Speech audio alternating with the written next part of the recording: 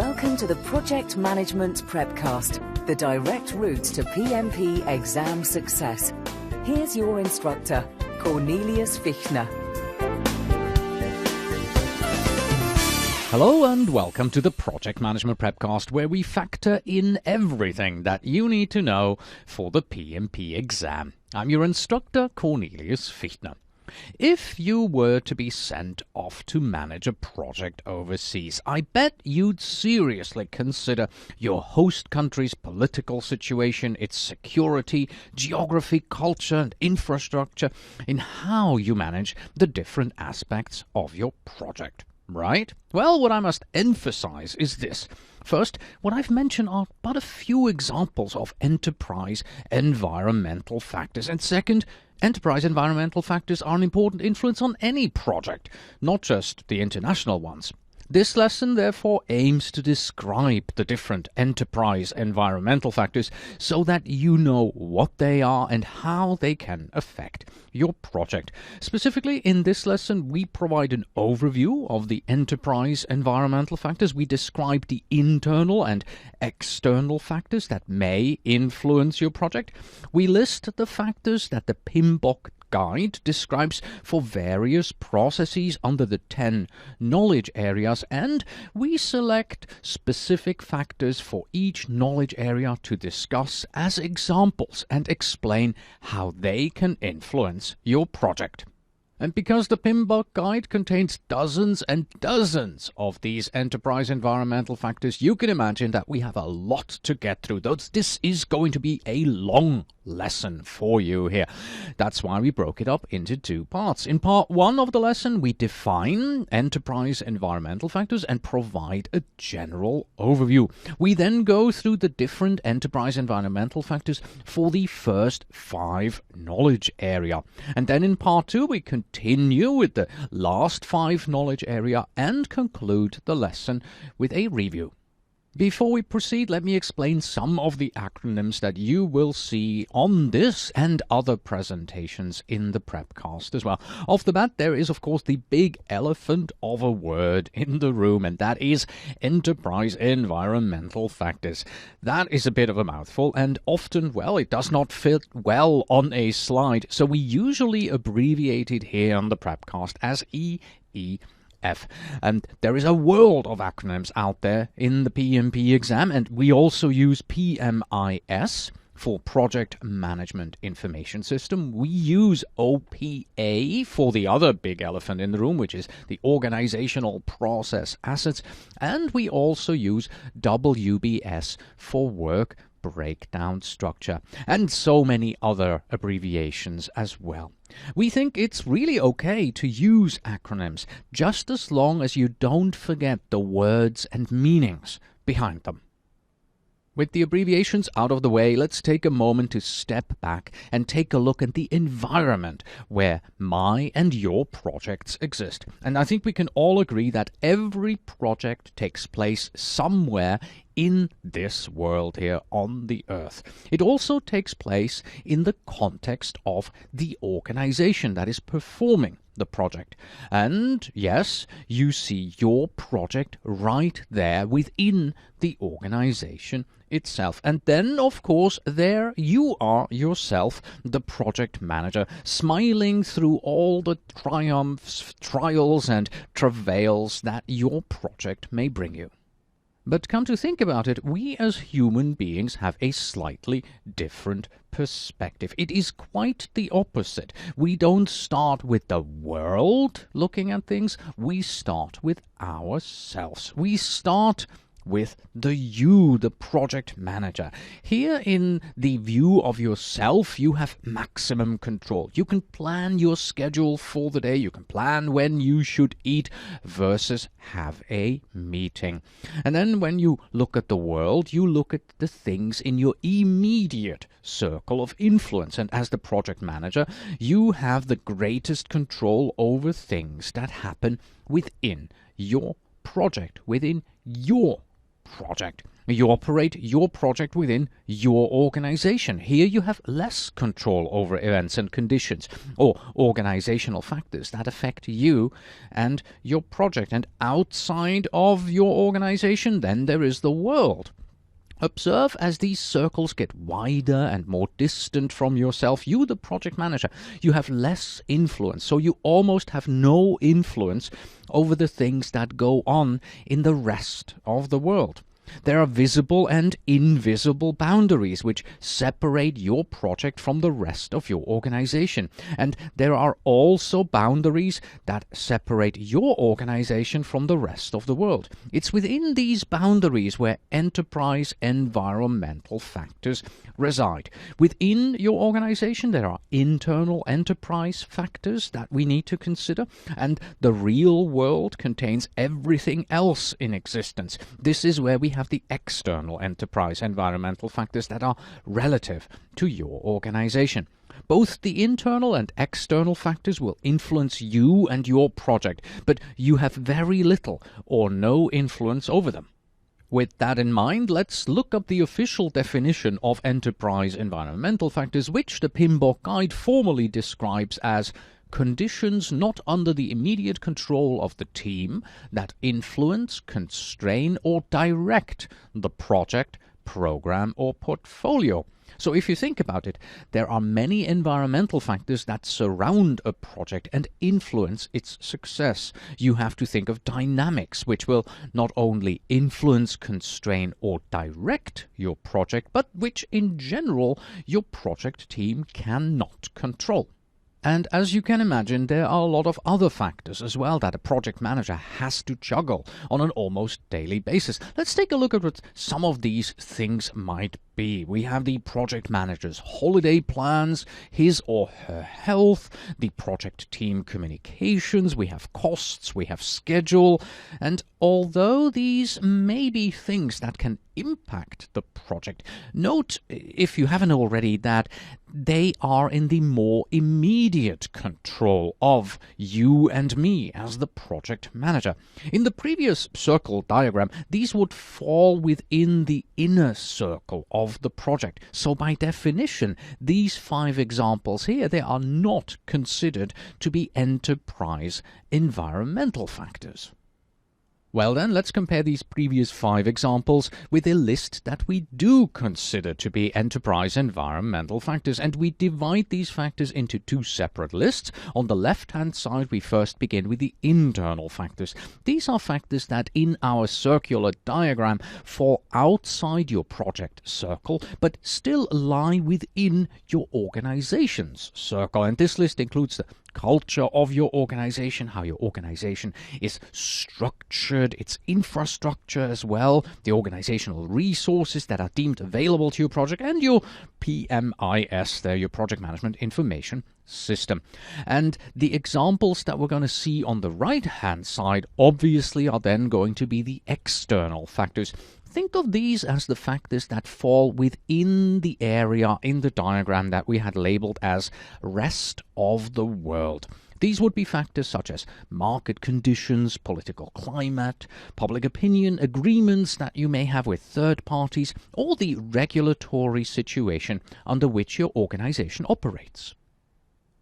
As you make your way through this and other lessons for all the knowledge areas, it will become apparent to you that enterprise environmental factors are just everywhere.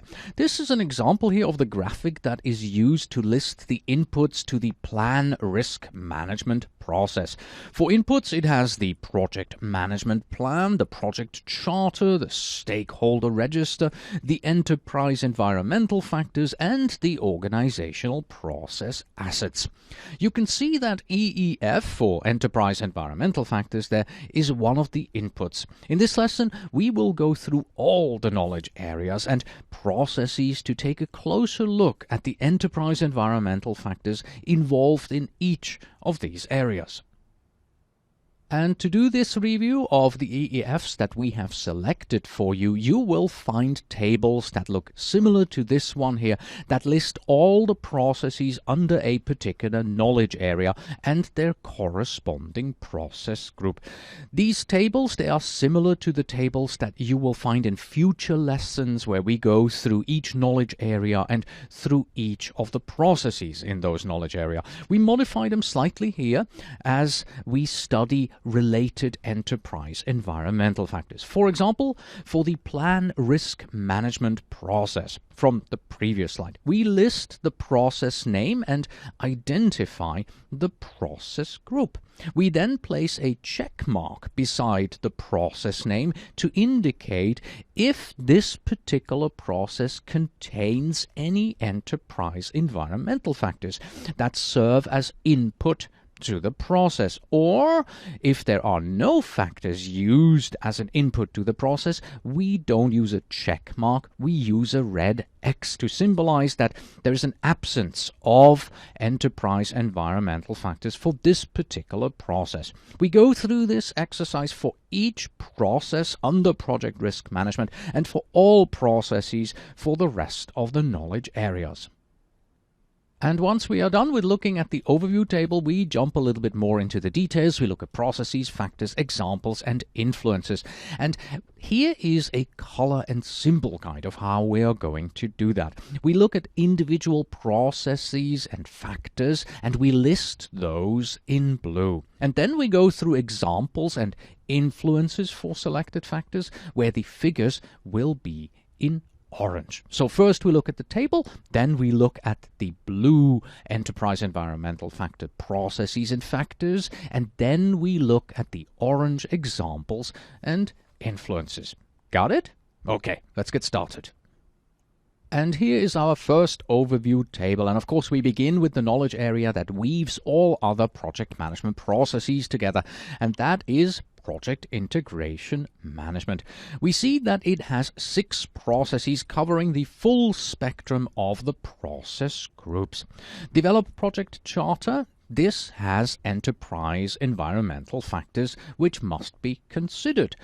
Develop project management plan, same thing, there's a check mark. Direct and manage project work, again we have a check mark there. Perform integrated change control, yes, there's a check mark as well, but close project or phase, there's the red X that just appeared, indicating that there are no enterprise environmental factors in close project or phase. So you see that out of these 6, the first 5 project integration management processes respectively have enterprise environmental factors as inputs.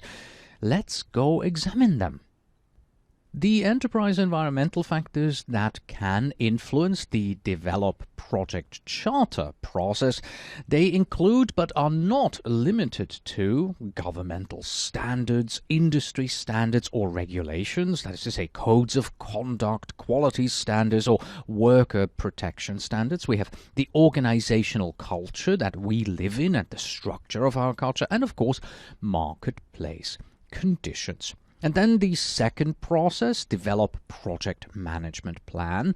The enterprise environmental factors that can influence this one here, they include but are not limited to governmental or industry standards, project management, body of knowledge for vertical markets like construction or specific focus areas like environment, safety, risk or agile software development.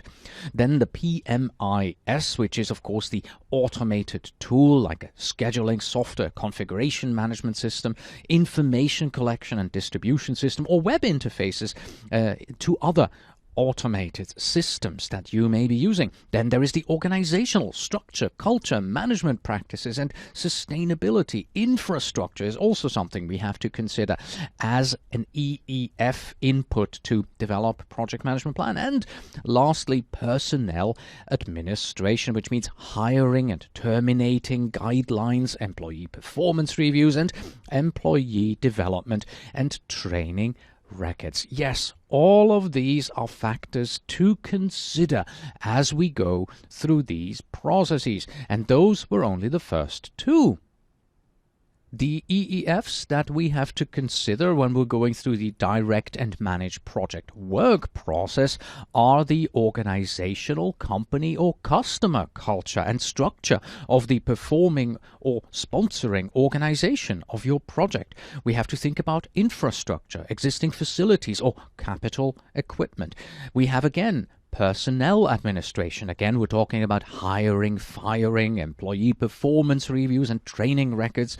But we also have to consider stakeholder risk tolerances. For example, allowable cost overrun percentage. And then lastly, again, the PMIS with all its possible automated systems that make up your PMIS. We're moving on to the fourth process, which is monitor and control project work. And the enterprise environmental factors we have to consider in this process here are things like governmental or industry standards, organizational work authorization systems, stakeholder risk tolerances, and again, the PMIS and all the systems that surround it. So that's 4 out of our 6 processes, and the final 2 processes, they are rather quick because in the perform integrated change control process, we only have one enterprise environmental factor to consider, and that is the project management information system. We want this here because, well, we're doing integrated change control, so it would be nice to have a integrated system that gives us all the data to perform our task here. And of course, our last process, close project or phase, as you may remember from the overview slide, it has no enterprise environmental factors that we need to consider as inputs to this process. Now we are at the point where we took a look at our overview table to see which of our processes have EEFs. Then we went through each of our 6 processes to briefly look at what these enterprise environmental factors are. And now we're moving on. We've picked a few select EEFs that we have just seen on the previous slides, and we want to explain them to you in a little bit more detail. For project integration management, we have selected 3 of these, beginning with the marketplace conditions. So what are they and why would they influence our project? Well, market conditions influence first of all the marketability or sellability for the product that our project produces. Are we in a bear market? Are we in a bull market? Will we be able to sell enough quantities of our product? And are we able to sell enough at the price that we've set in order to make a profit? Another point is that market conditions also influence the availability of skilled resources that we may need to hire for our project. For our next example, we have selected standards and regulations. They often restrict what we are allowed to do on our project. Often they are seen as restrictive and as an additional burden, but they serve a purpose and they can be beneficial for safety and quality, for instance. For example, to avoid negative impacts due to errors in documentation, your project may need to adhere to ISO 9001, which is the standard for document control.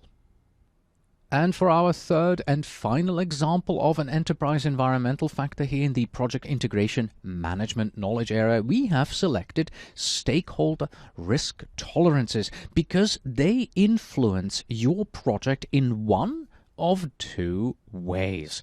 If your stakeholders are risk averse, there will be a push for more risk management on your project. So, for example, they may push for investing in a rainy day insurance policy, no matter how sunny the forecast may be on your project. But if, on the other hand, your stakeholders are risk seekers, well, they may need less risk management, and metaphorically speaking, they want you as the project manager to bravely walk that tight rope and not worry too much because you're definitely not going to fall down. We are moving on to the next knowledge area, which is project scope management. It includes the processes of plan scope management, collect requirements, define scope, create WBS, validate scope, and control scope. And as you see the X's, the red X's and the green check marks appearing on the screen, you'll notice that in this particular knowledge area, we only have 2 out of 6 processes that are influenced by enterprise environmental factors.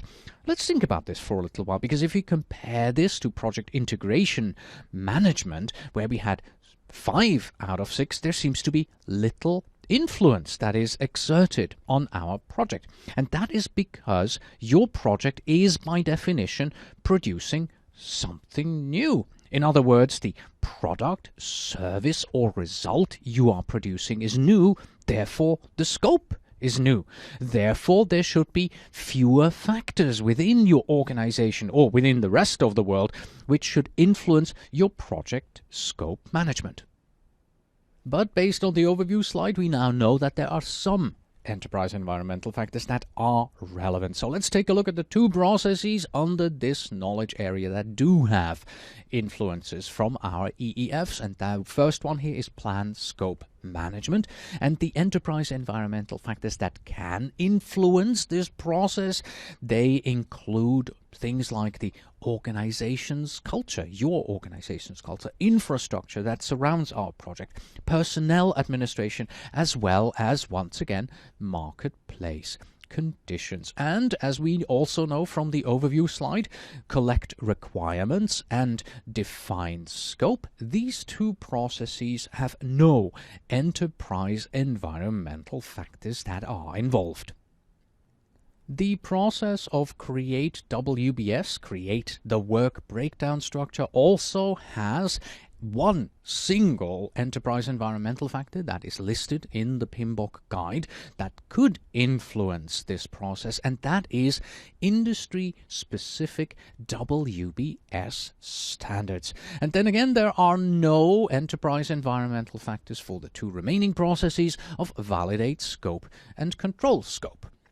So 2 out of 6 processes have enterprise environmental factors that influence them. Well, let's take a look at 2 examples, one for each process briefly. This one here is for plan scope management. In order to plan it, you need to understand if there are personnel administration policy restrictions on your resources. Perhaps there is a limit on how many staff or how much of their time you can utilize in a given period for a project of a certain size, and this may affect the project scope planning.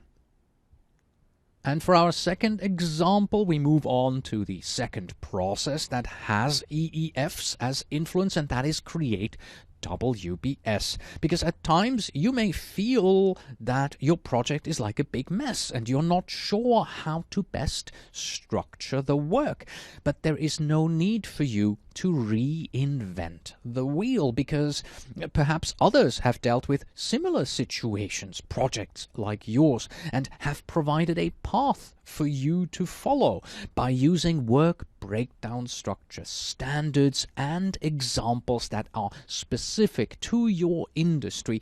You can simplify the work of getting your ducks in a row. It may be the case that these standards and examples, they have to be strictly followed. You have to use them 100%, or it may be that for your project you're allowed to take these standards and customize them to meet your specific needs.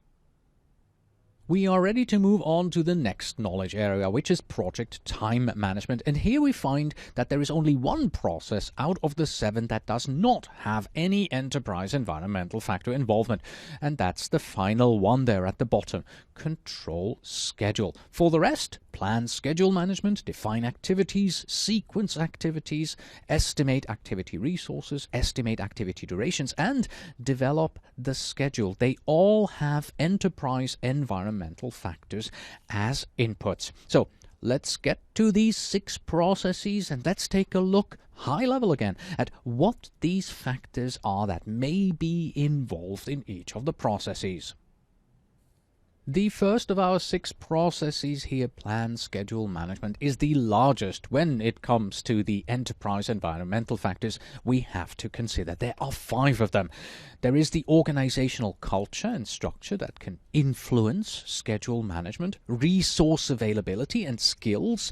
Those may obviously influence schedule planning, and we'll see more about this in the examples that are to follow. Project management software provides the scheduling tool and other possibilities to managing a schedule. We have published commercial information such as resource productivity rates that's often available from commercial databases that track these kind of things. And of course, we also have the organizational work authorization systems that will influence how we need to plan our schedule. The second process, define activities, slightly smaller here. It has 3 EEFs that we need to consider. The organizational culture and structure, again an EEF that influences this particular process, just like on the first one.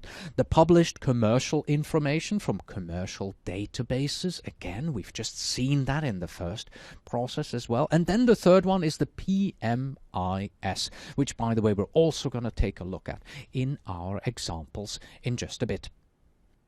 But first we have to get through 4 more processes, and the first one in the list here is sequence activities, which has 4 enterprise environmental factors that will influence how you do things in this process. First of all, government or industry standards, of course, will influence this. If it's done in your industry in a certain way, you'll have to follow that particular standard. You have the PMIS and the scheduling tool. The features that these tools have will allow you or not allow you to sequence the activities in a certain way. And of course, the company work authorization system. The next process that we have to go through is estimate activity resources. What personnel, what machinery are we going to be needing on our project? And of course, the location, availability, and skills of those resources. That is going to influence whether or not we will be able to use that resource on our project. The process of estimate activity durations is at the heart of project time management because, well, it's really what you do. You want to estimate how long is an activity going to take so that in the end you know how long your project is going to take. Consequently, you have a number of enterprise environmental factors that influence this process. We have the duration estimating databases and other referencing data. There are productivity metrics, the published commercial information, as well as the location of the team members. And these factors will help you figure out how long an activity is going to take. And they will also influence how you estimate your activity durations. Then we have the process of develop schedule, where we have standards, communication channels, and the scheduling tool that are going to influence how you are going to go through the work in this process. And lastly, we have control schedule, which has no enterprise environmental factors at all. We have picked 3 of these EEFs for you to see how they influence the work we do in project time management. We begin with the PMIS, the Project Management Information System. The first question here is, well, do we even have one? If we don't have a PMIS available, then that is a big factor on our project, because that means we're going to have to start from scratch and probably build our own project management information system. And if we do have a PMIS, well, then the next question is, what scheduling capabilities does it have to offer? And we'll get back to the scheduling capabilities in just a moment. But first, we need to consider the enterprise environmental factor of resource availability under the Estimate Activity Resources process. Here we need to consider that if a particular resource that we want is not available, well, we may have to change the schedule to adjust it so that this resource is brought on as they are available and our schedule moves around. We may need to adjust it in order to include the specific specialists when they are available for our project. And lastly, now that we know when our specialists are available, we can get back to what I promised just a moment ago we do. We can move to the scheduling tool. Here we need to think about the type of schedules that we can create and the templates that we can use. Most of us will probably be happy with the standard out-of-the-box templates for scheduling like a Gantt chart. But think about it. If you are managing a really highly complex multi-year project, you may have specific scheduling requirements. And if a scheduling tool doesn't offer certain capabilities, then you may have to go search for another one that does. We are moving on to the project cost management knowledge area, which has 4 processes, and as you can probably already guess by what you see on the screen, 2 of these have EEFs and 2 don't. It's really quite simple because we grade them out for you already. So plan cost management, yes, has EEFs. Estimate costs, yes, does, but determine budget and control costs doesn't. That's because you plan cost management and estimate your costs. There are factors from within and outside your company that will influence your plans and estimates. But then once you have your costs, determining when you need your budget and then controlling the budget, this is something that happens internally to your project. So what are these EEFs in our first 2 processes? Well, plan cost management. The enterprise environmental factors that may influence this process are the organizational culture and structure. Those can all influence cost management. Market conditions. They describe what products, services and results are available in the region and in the global market as well.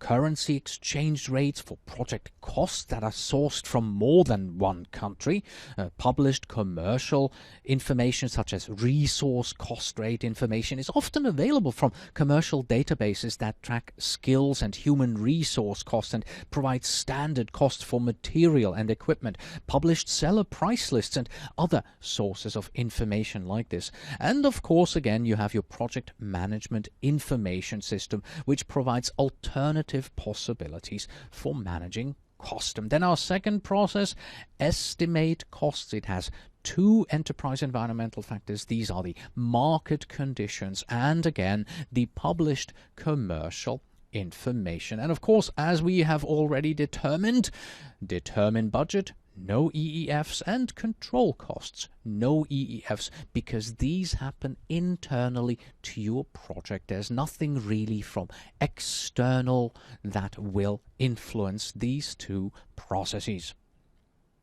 So you may be thinking to yourself, well, 2 processes, that means 2 examples, right? Wrong. We have 4 examples for you this time. So the published commercial information, that is one of the EEFs that we have.